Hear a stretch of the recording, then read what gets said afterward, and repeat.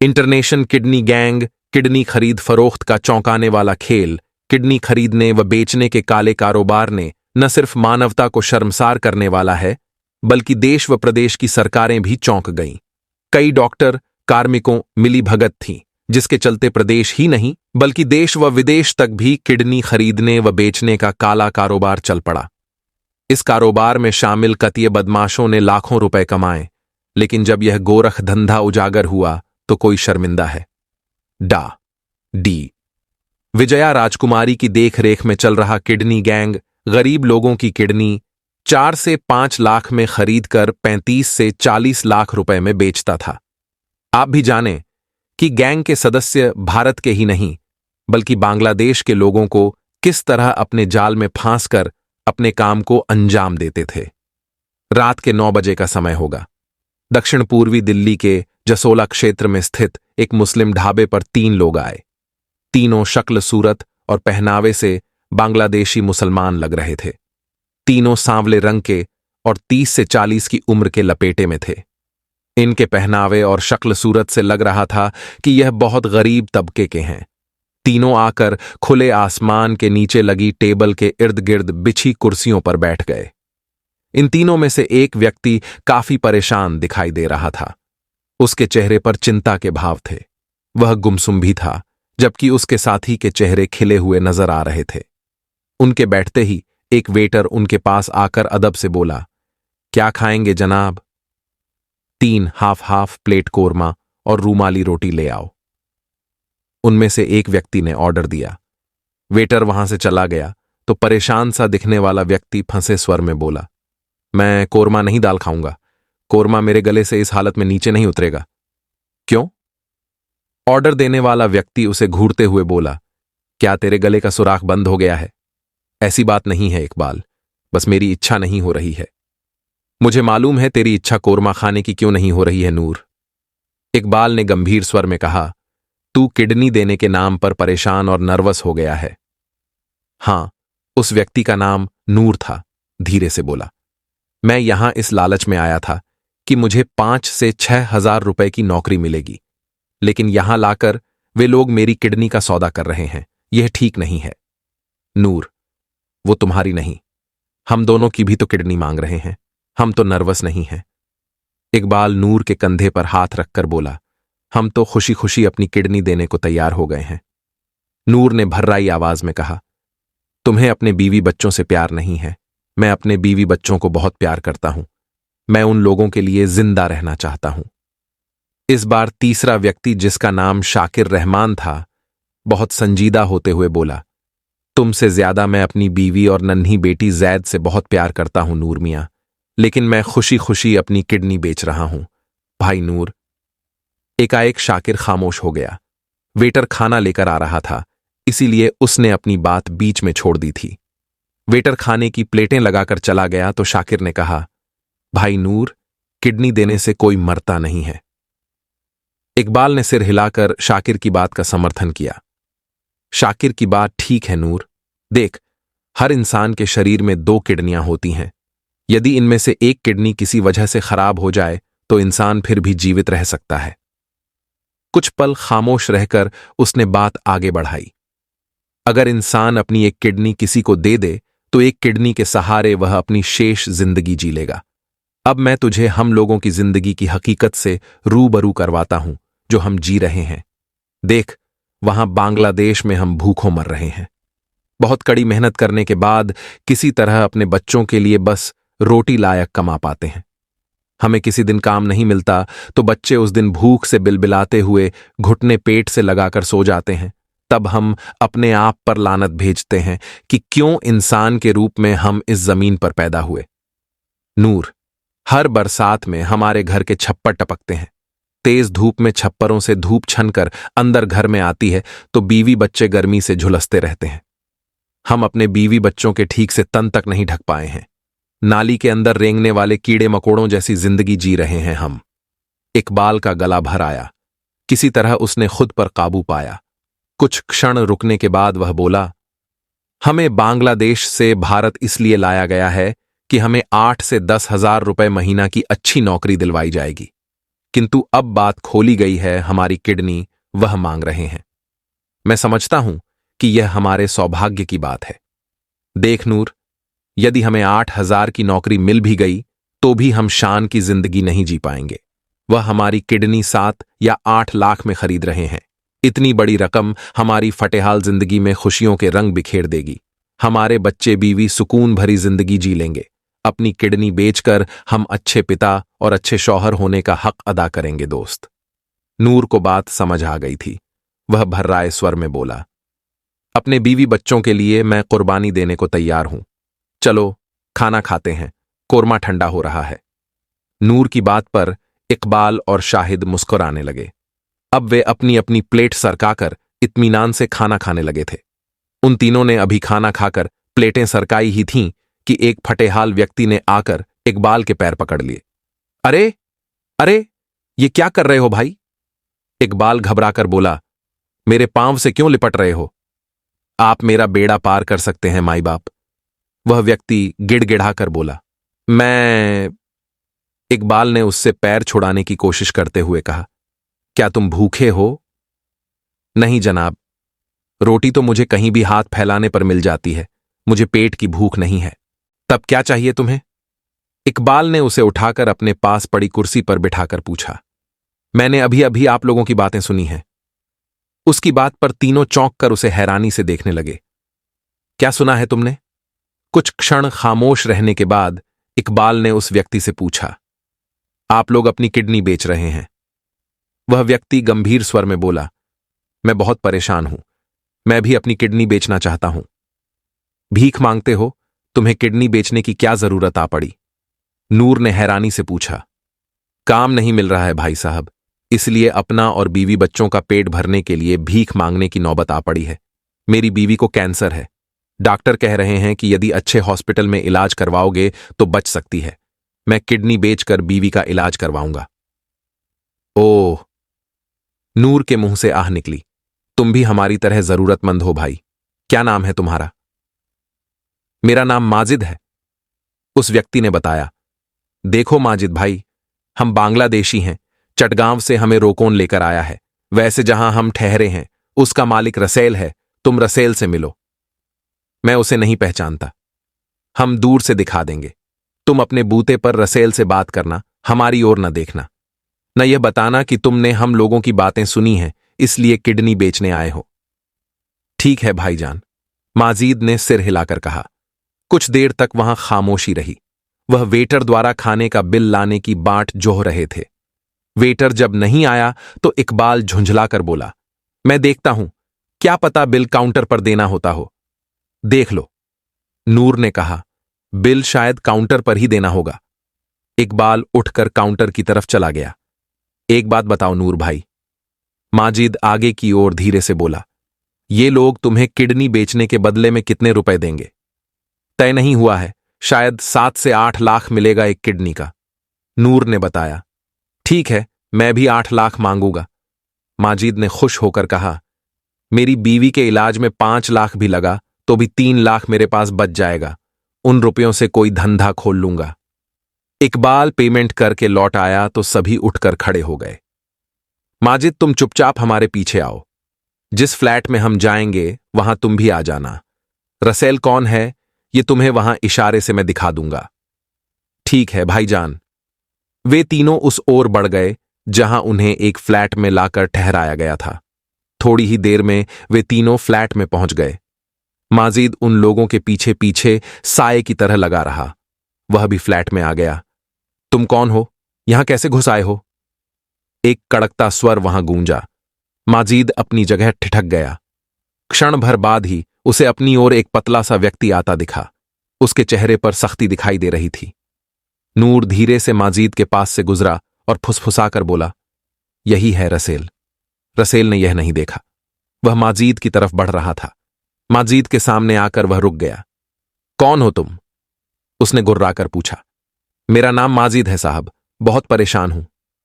माजिद कहते कहते नीचे झुका और रसेल के पैरों पर लौटने लगा। अरे, ये क्या तमाशा है? रसेल घबराकर उछला।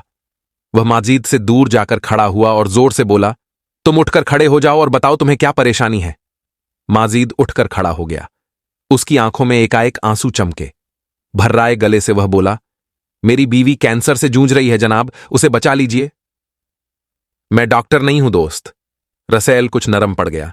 अपनी बीवी का किसी अच्छे अस्पताल में इलाज करवाओ तुम। इसके लिए पैसा चाहिए जी, मेरे पास जहर खाने के भी पैसे नहीं हैं। यहां आपसे मदद मांगने आया हूं। कितना पैसा लगेगा? रसेल ने हमदर्दी दिखाई। 5 से 6 लाख लग जाएगा जनाब। रसेल की आंखें चमकीं। तुम मेरे साथ मेरे ऑफिस में आओ। रसेल ने एक और कदम बढ़ाए। माजिद उसके पीछे पीछे था। रसेल उसे जिस कमरे में लाया वह बेडरूम नुमा ऑफिस था। रसेल ने अंदर पहुंचते ही दरवाजा बंद कर लिया। माजिद को एक गोल मेज के पास में लाकर उसे बैठने को कहा और सामने खुद बैठ गया। क्या नाम है तुम्हारा? माजिद है जनाब। तुम्हें 7 लाख रुपया चाहिए बीवी का इलाज करवाने के वास्ते। रसेल ने राजदाराना तरीके से माजिद की आंखों में झांकते हुए कहा, मिल जाएगा, लेकिन बदले में मुझे तुम्हारी एक किडनी चाहिए। माजिद कुछ क्षण के लिए खामोश हो गया, फिर बोला, मैं किडनी दे दूंगा जनाब। कब करवाएंगे मेरा ऑपरेशन? पहले तुम्हारे सारे टेस्ट होंगे, इसमें 1 से 2 दिन लग जाएंगे। कोई बात नहीं सर, 2 दिन बाद तुम्हारी किडनी निकालने का ऑपरेशन हो जाएगा, तभी तुम्हें 6 लाख रुपया मैं दे दूंगा। 6 नहीं जनाब, मैं 8 लाख लूंगा। माजिद ने अपनी शर्त रखी। 8 लाख ज्यादा हैं। डॉक्टर विजया राजकुमारी को भी 5 लाख देना होता है। डोनर की रिश्तेदारी रिसीवर के साथ दिखाने के जाली दस्तावेज तैयार करवाने में भी 1,00,000-1.5 लाख लग जाता है। फिर डोनर के टेस्ट आदि का खर्चा। ना भाई, 8 लाख ज्यादा है। तुम्हें मैं 6.5 लाख तक दे सकता हूं। चलिए, इतना ही दीजिए। माजिद धीरे से बोला, लेकिन मुझे 10,000 एडवांस दे दीजिए। मैं बच्चों का राशन आदि भरवाकर कल दोपहर तक यहां आ जाऊंगा। रसेल ने अलमारी से 10,000 निकालकर माजिद को दे दिए। मैं विश्वास पर तुम्हें यह रुपए दे रहा हूं। तुम अब घर जाओ और कल 3 बजे तक लौट आना। और हां, तुम अपनी किडनी बेच रहे हो, यह बात अपने बीवी बच्चों या किसी दूसरों को मत बताना। नहीं बताऊंगा जनाब। नोट जेब में रखते हुए माजिद ने कहा और खुशी खुशी कमरे से बाहर आ गया। कुछ ही देर में वह सीढ़ियां उतरकर खुली हवा में आ गया। उसने चाणक्यपुरी के लिए ऑटो किया। इस वक्त उसकी आंखों में तीखी चमक थी। दिल्ली के चाणक्यपुरी में स्थित क्राइम ब्रांच ऑफिस में माजिद इंस्पेक्टर सतेंद्र मोहन के पास पहुंच गया और किडनी बेचने वाले गैंग की बातें इंस्पेक्टर सतेंद्र मोहन को बता दी। दरअसल माजिद कोई भिखारी नहीं, वह पुलिस का विश्वास पात्र मुखबिर था। वह चाणक्यपुरी में ही रहता था। सबसे दिलचस्प बात यह थी कि उसका नाम माजिद नहीं शंकर था। लोगों के पेट में घुसकर उनकी असलियत मालूम करने के लिए कोई भी भेष बदल लेता था। 16 जून 2024 का दिन था। दोपहर के 2 बज रहे थे जब शंकर दक्षिण पूर्वी दिल्ली के जसोला गांव में अपने एक जिगरी दोस्त से मिलने गया था, तो इत्तफाक से उस दिन उसकी बीवी मायके गई हुई थी। तब वह दोस्त शंकर को उस मुस्लिम ढाबे पर खाना खिलाने लेकर आया था। चूंकि वहां दूर तक कोई हिंदू ढाबा नहीं था, इसलिए वहां खाना खाने से न तो दोस्त को परहेज था और न शंकर को हुआ। खाना खाने के दौरान ही शंकर ने वहां पास में टेबल के इर्द गिर्द बैठकर खाना खा रहे नूर, इकबाल और शाकिर की किडनी बेचने वाली बातें सुनी थीं। उसका मुखबिरी वाला कीड़ा कुलबुलाया तो वह दोस्त को समझाकर उन तीनों बांग्लादेशियों के पास आ गया। अपना शानदार अभिनय करके उसने उनसे हमदर्दी पाई और वहां तक पहुंच गया जहां पर वे ठहरे थे। वहां वह रसेल से मिला और अपनी किडनी का 6.5 लाख रुपए में सौदा तय कर लिया। वह दूसरे दिन भी जसोला गांव में रसेल के फ्लैट पर गया। उसे रसेल ने जांच के लिए इकबाल, नूर और शाकिर के साथ नोएडा के यथार्थ हॉस्पिटल भेजा।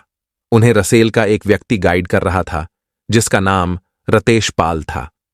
यहां शंकर ने उस लेडी डॉक्टर से भी मुलाकात की जो उनकी किडनी ट्रांसप्लांट करने वाली थी।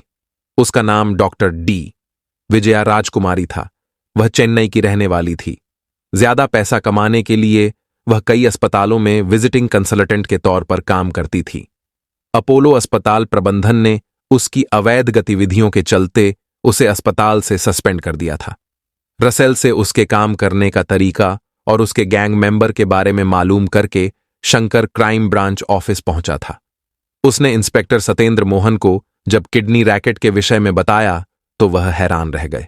शंकर की पीठ थपथपाकर वह बोले, अगर तुम्हारी जानकारी सही है तो इस बार तुम बड़े इनाम के हकदार बनोगे शंकर। शंकर नाम है मेरा सर। मैंने इस केस में बहुत मेहनत की है।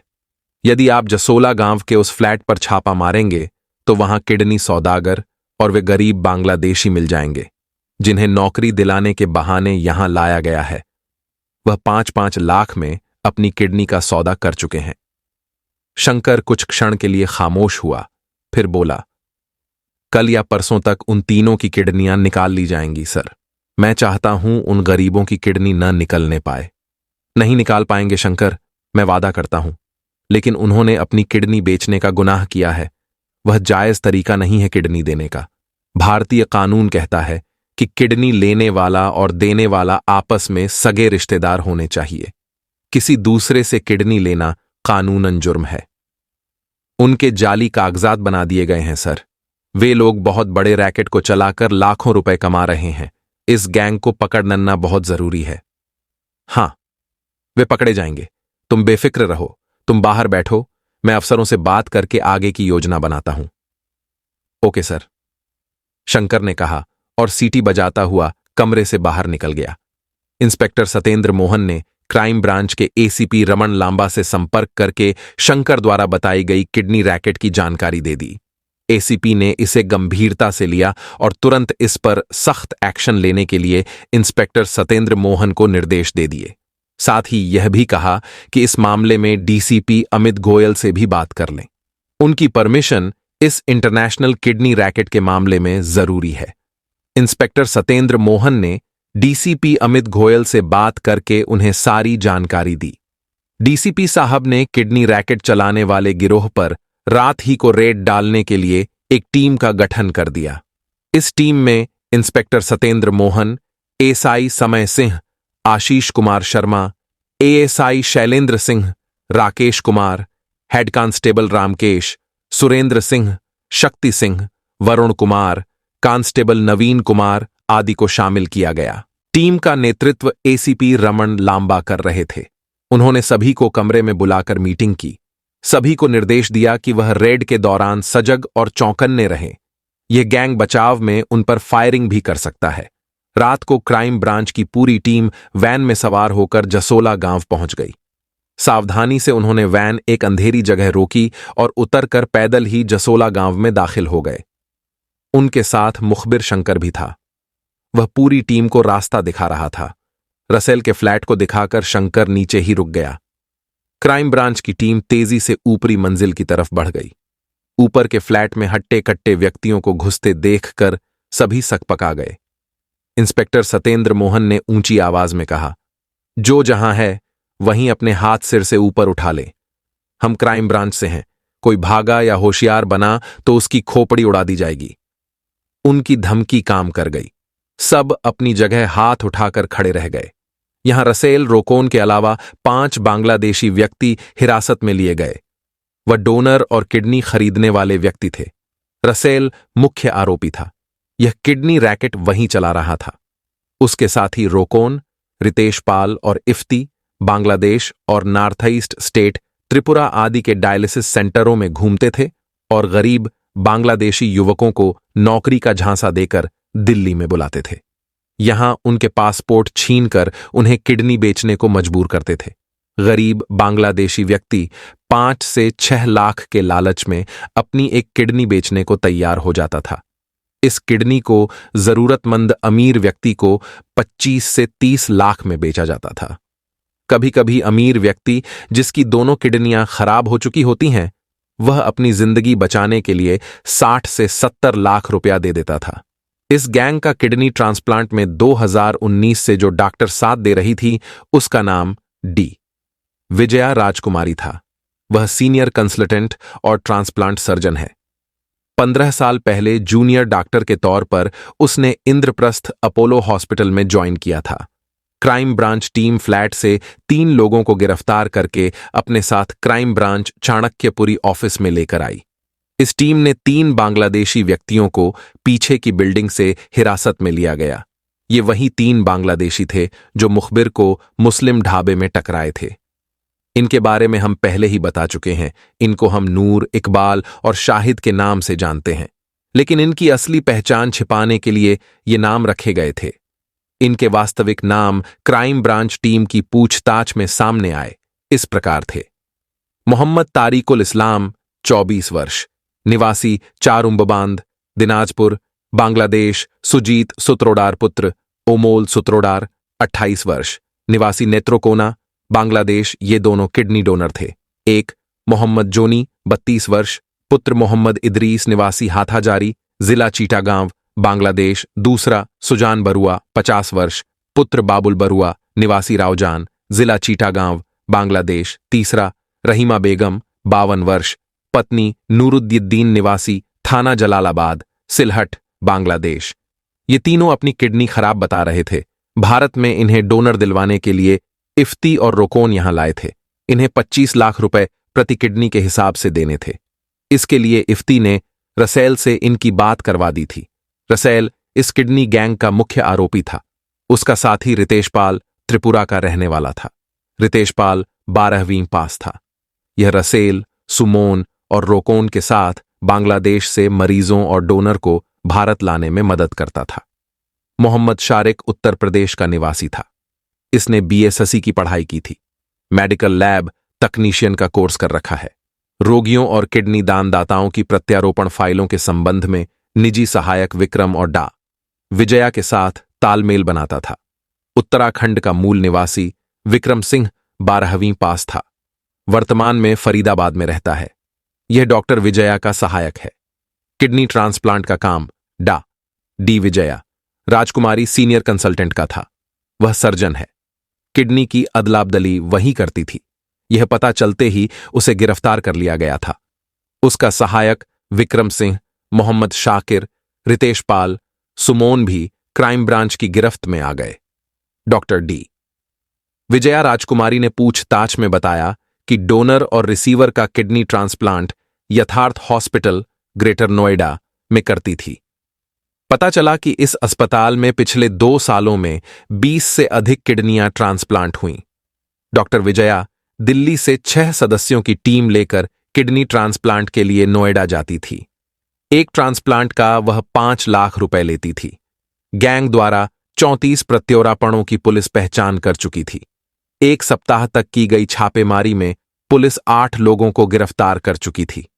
सभी आरोपियों को अदालत में पेश कर पुलिस ने उन्हें न्यायिक हिरासत में भेज दिया। लेकिन इन लोगों के पकड़े जाने से क्या इस प्रकार के अवैध ऑपरेशन, अवैध धंधे, मानव तस्करी जैसे काम रुक जाएंगे? कदापि नहीं, क्योंकि जल्द ज्यादा पैसे कमाने के लिए ऐसे लोग निचले स्तर तक गिरने को तैयार रहते हैं। यह रियल कहानी आप और हमारे रोंगटे खड़े कर देने वाली है। यह कहानी आपको कैसी लगी और इस बारे में आप क्या सोचते हैं, उसकी प्रतिक्रिया जरूर कमेंट बॉक्स में लिखें। साथ ही बताएं कि आपको किस तरह की अपराध आधारित रियल कहानियां देखना व सुनना चाहते हैं, तो भविष्य में उसी तरह की कहानियां लेकर आएं। धन्यवाद।